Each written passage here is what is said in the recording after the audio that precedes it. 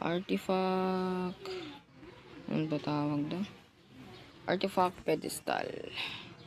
Japan place trophy.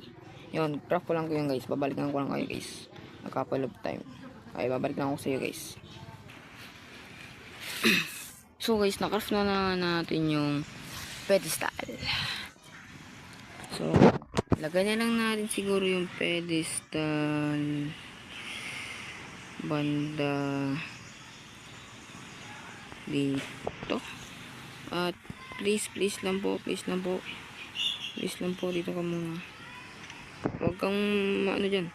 At yun na nga guys, lagay na natin dito ang first ever artifact natin, the artifact of the massive gar. Holy man.